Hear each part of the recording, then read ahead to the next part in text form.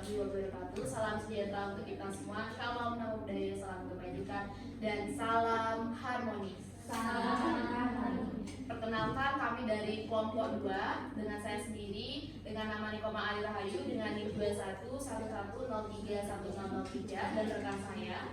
Baik, perkenalkan, nama saya Nikoma Desyari Kasari dengan NIM 21110312 dengan rekan saya. Saya Nita Trianti Dewi dengan NIM 21153103 dan rekan saya. Saya Nurul Putudia Setarini dengan NIM 2111103102. Baik, di sini kami kelompok 2 akan mempresentasikan bagaimana mengenai P3K di Pramuka untuk mengatasi patah tulang dan luka sayat. Silakan simak video berikut ini. Selamat pagi anak-anak. Selamat pagi, Ibu. Bagaimana nih kabar kalian hari ini? Baik. Ya. Nah, sekarang kita akan belajar mengenai patah tulang. Nah, apakah anak-anak pernah mengalami patah tulang tidak? Beda kalau patah tulang itu. Nah, ini jelaskan dulu ya. Nah, patah tulang itu terjadi ketika tulang itu menerima benturan yang sangat keras dari kekuatan tulang itu. Nah, nanti tulang itu akan mengalami patah. Dan selain itu ada juga jenis-jenis patah tulang.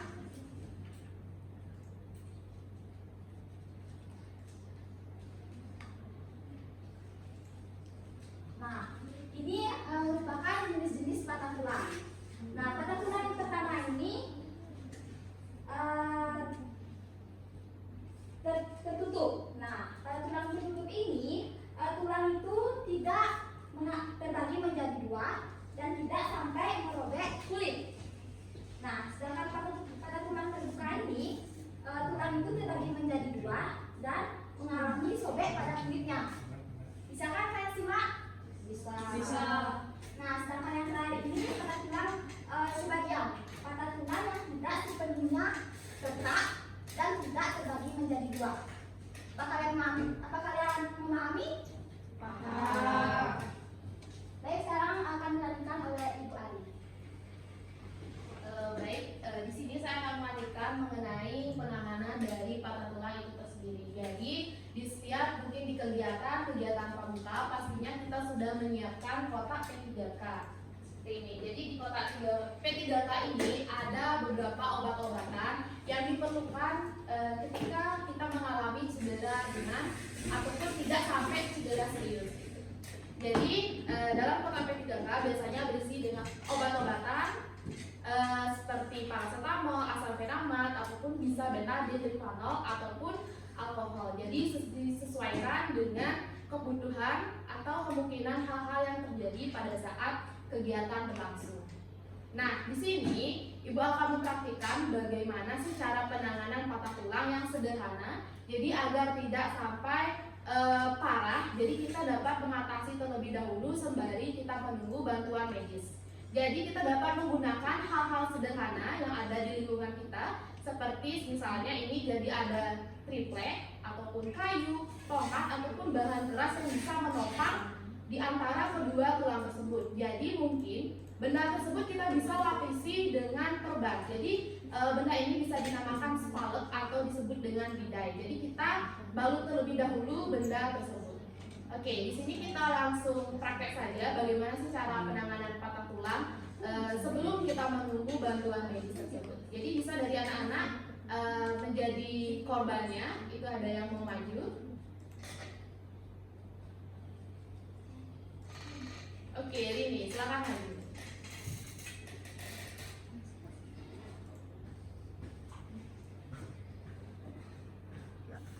Oke, di sini rekan kita siswa bernama siapa? Rini. Rini menjadi korban patah tulang. Oke, Rini bisa duduk terlebih dahulu. Jadi, jika kalian menemui korban di jalan yang sedang mengalami patah tulang, jadi misalnya dia itu akan mengalami kesakitan di sekitar sendinya.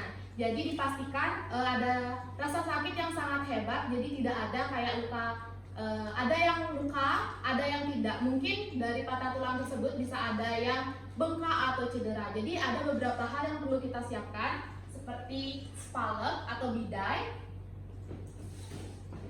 Terus juga ada perban, dan pengaitnya. Selanjutnya, jika korban tersebut di area patah tulang ada luka, itu bisa menggunakan dari cairan infus untuk membersihkan lukanya. Oke, jika misalnya ada patah tulangnya itu berada di area kaki dan korban masih menggunakan celana, jadi bisa sobek terlebih dahulu celananya, bisa digunting terlebih dahulu agar tidak menutupi patah tulang tersebut. Jadi jika korban memakai sepatu, silakan lepaskan dulu sepatu korban. Jadi kalau misalnya korban mengalami patah tulang di antara persendian ini, jadi bidainya itu harus melewati antara tulang persendian ini dan persendian lututnya. Jadi tidak boleh kita memasang bidai setengah-setengah karena itu akan tidak akan berguna. Jadi harus melewati, misalnya berada di tengah, harus melewati tulang yang ini dan tulang yang ini. Oke.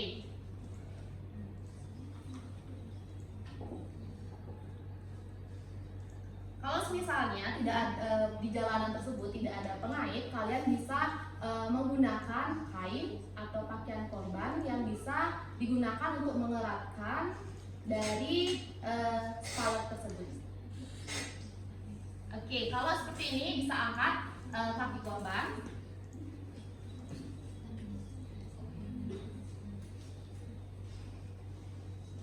Nah, seperti ini. Jika korban mengalami patah tulang di antara persendian ini dan persendian ini, harus melewati kaki yang ini dan ini agar tidak ada pergeseran kembali. Jadi, dan di sini kalau misalnya di sini bisa ditekan terlebih dahulu. Mungkin untuk rekan saya bisa tekan dari. Nah, tekan kakinya di sebelah sini.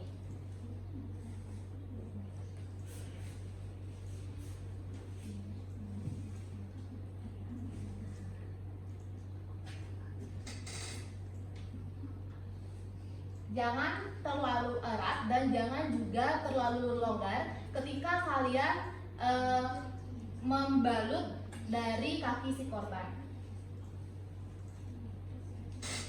Oke, bisa dengan rekan-rekan yang berada di sekeliling kalian bisa untuk membantu mengangkat kakinya agar tidak terjadi cedera.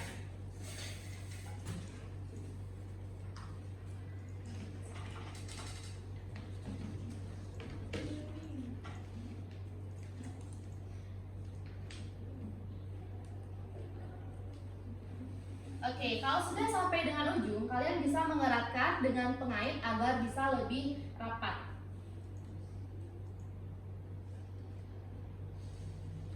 Oke, seperti ini kira-kira. Jadi, kalau misalnya kaki korban itu ada bengkak, kita bisa mengompreskan es batu kepada kaki korban. Dan jika kaki korban mengalami luka, kalian bisa membersihkan dengan cairan infus. Jadi kebetulan kaki korban ini tidak ada luka. Dan jika korban tersebut mengalami mual-mual, kemungkinan korban tersebut ada reaksi antara lambungnya. Jadi kalian bisa memerengkan kepalanya korban seperti ini. Jadi kalau misalnya korban gitu kan. Nah, jadi kepala korban tersebut bisa kalian merengkan ke sebelah kanan. Jadi tidak boleh sejajar. Nah, dari sini korban tidak akan sedikit mengurangi dari mual-mual tersebut.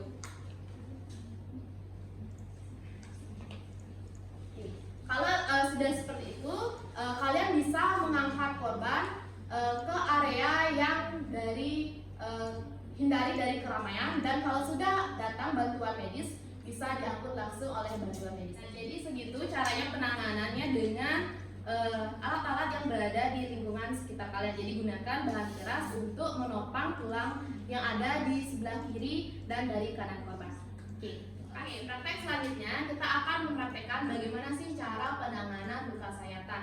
Jadi luka sayatan itu akan dipraktekkan oleh Triani Dewi sama Serta. Selamat pagi anak-anak. Selamat pagi, Ibu. Oke, sekarang Ibu akan menjelaskan bagaimana itu luka sayatan. Nah, apakah anak-anak pernah mengalami luka? Apa saja? Jatuh, luka gores pisau. Nah, anak-anak tahu luka sayatan? Luka gores pisau anak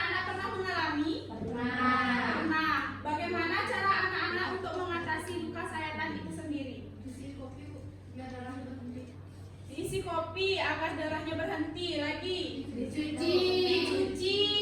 Oke, di sini ibu akan memberikan cara penanganan dari luka sayatan.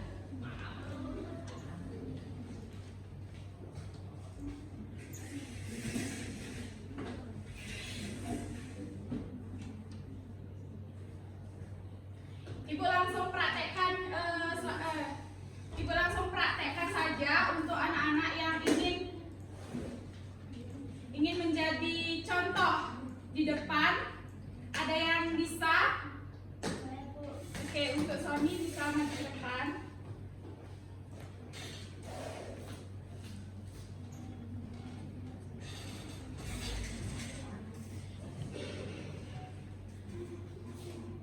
Di sini ada contoh yaitu adik Sony, di mana contohnya adik Sony mengalami luka sayatan karena tergores pisau di tangan. Bisa ditunjukkan tangannya, jari. Adik Sony mengalami luka sayatan di tangan.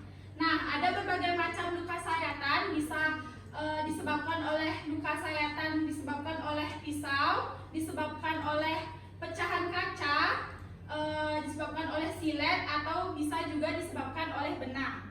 Nah, di sini ibu mengambil contoh luka sayatan yang disebabkan oleh pisau. Bisa dipinjam jarinya. Anggap saja adik Sony mengalami luka sayatan yang disebabkan oleh pisau. Nah, cara yang pertama, anak-anak bisa membersihkan luka tersebut dengan mencuci luka tersebut dengan menggunakan air mengalir, atau bisa juga menggunakan HCl atau cairan infus. Pertama, kita cuci terlebih dahulu luka yang dialami oleh adik Sony.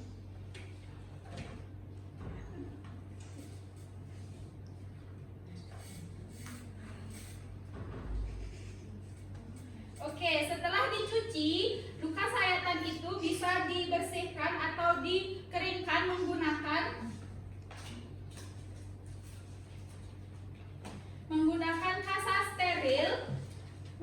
kasa steril dan ditekan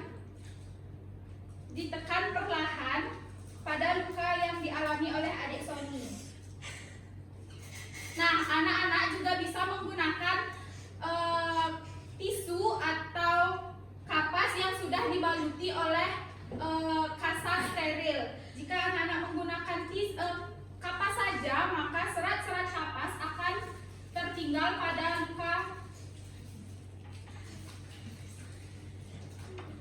luka yang anak-anak alami.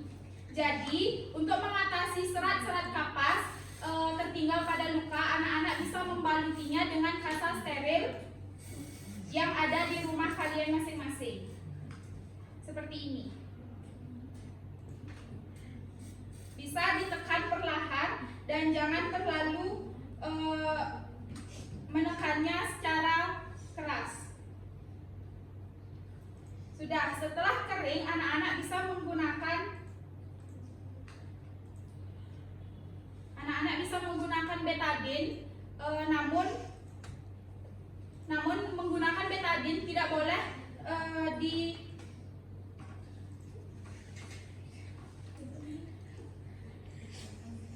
dituangkan secara langsung, melainkan anak-anak bisa menggunakan kapas yang sudah dibaluti oleh kasa steril yang baru ya.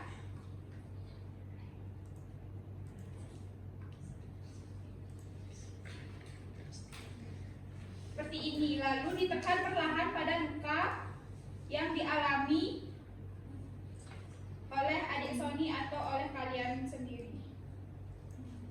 Oke, jika anak-anak mengalami luka sayatan kecil, luka tersebut tidak perlu dibaluti oleh plester atau perban, namun biarkan dia mengering secara sendirinya. Nah, selain itu, selain dengan betadine, anak-anak juga bisa menggunakan gel lidah buaya yang terdapat di rumah kalian.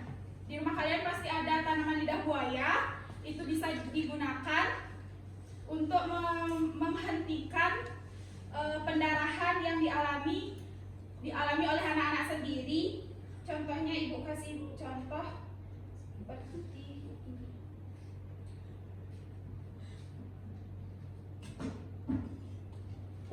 Untuk serta bisa di. Hal pertama, bersihkan terlebih dahulu juga luka yang dialami oleh. Jika tidak ada betadin, anak-anak bisa menggunakan gel lidah buaya. Anak-anak bisa mengaplikasikannya pada luka untuk mempercepat penyembuhan. Seperti ini. Kemudian, jika luka tersebut mengalami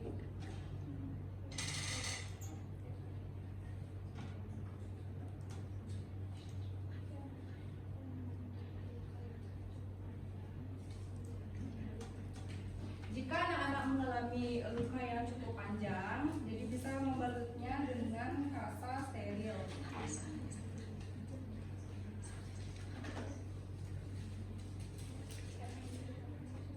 Nah, karena ini luka kecil, jadi tidak usah dibaluti dengan kasa steril. Kalau misalnya lukanya itu lebar dan sampai ada robekan dari kulitnya, jadi bisa dibaluti dengan kasa steril dan perban. Jadi kalian bisa mengikatnya. Jadi setiap kalian mau mandi atau bagaimana itu bisa digantikan agar tidak lembab dan tidak terjadi infeksi. Seperti ini.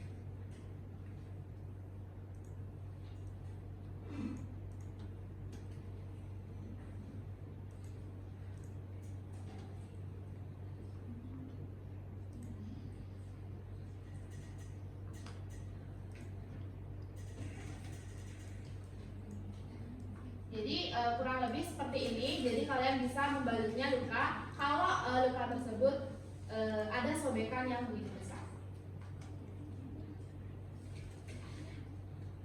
Jika anak-anak merasa pada daerah luka mengalami nyeri, anak-anak bisa juga meminum obat seperti asam fenamat dan obat nyeri lainnya. Sekian penjelasan dari luka sayatan. Saya kembalikan ke Ibu Ari. Dek Soni bisa duduk kembali. Oke, itu anak-anak tadi kita sudah belajar mengenai apa? Luka apa? Luka sayatan dan patah tulang. Oke, jadi jika kalian mengalami luka, kalian bisakah mengatasinya di rumah sendiri? Bisa. Jika kalian menemukan orang yang sedang mengalami patah tulang, apakah kalian bisa menolongnya? Tidak. Tidak? Bisa. Tidak atau bisa? Bisa. Tidak atau bisa. Jadi mungkin berada di tengah-tengah ya, karena mungkin kalian harus mempelajari terlebih dahulu agar tidak salah penanganan. Dan jika kalian sudah memahami, jadi kalian bisa menolongnya, mungkin bisa menyarankan ke orang-orang lainnya. Jadi kalian bisa menolongnya. Oke, jangan lupa saling bantu di jalan ya. Iya, Ibu. Oke, karena pembelajaran kita sudah berakhir, alangkah baiknya kita berdoa terlebih dahulu sebelum pulang. Untuk Dek Soni bisa pimpin doanya. Berdiri. Sebelum kita menutup pembelajaran pada kali ini, mari kita berdoa. Berdoa dimulai. Berdoa selesai. Oke, sekian dari Ibu. Pimpin. Selamat Santi. Om Santi Santi Santi Om. Oke, terima kasih semuanya.